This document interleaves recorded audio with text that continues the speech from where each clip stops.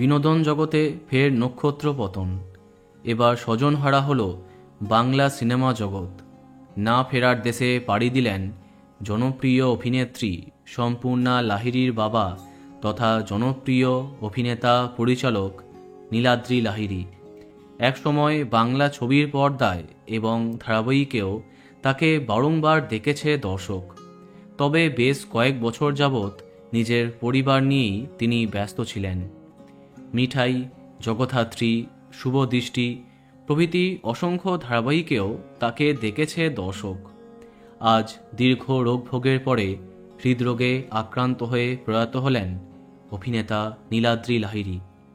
কদিন আগে 10ই জুলাই তার মেয়ে সম্পূর্ণা লাহিড়ী সামাজিক মাধ্যমে বাবার শরীর খারাপ নিয়ে একটি পোস্ট করেছিলেন। তাতে জানান তার বাবার হার্ট অ্যাটাক হয়েছে। ইতিমধ্যে 2টি স্টেন্ট বসানো হয়েছে। এছাড়াও বাইপাস সার্জারি হবার কথাও জানান তিনি। দুদিন পরে 12ই জুলাই অভিনেত্রী জানান নীলাদ্রিবাবু আগের থেকে সামান্য একটু ভালো আছেন। আশার আলো দেখেছিল সকলে, কিন্তু শেষ রক্ষা আর হয়নি। হৃদরোগে আক্রান্ত হয়েই না ফেরার দেশে পাড়ি দিলেন অভিনেতা। বাবাকে হারিয়ে শোকে পাথর হয়ে গেছেন সম্পূর্ণা।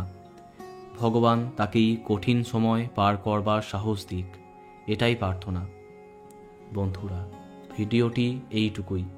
বাংলা বিনোদনের অন্যান্য আরও খবর পেতে সাবস্ক্রাইব কারেন্ট বস। ধন্যবাদ।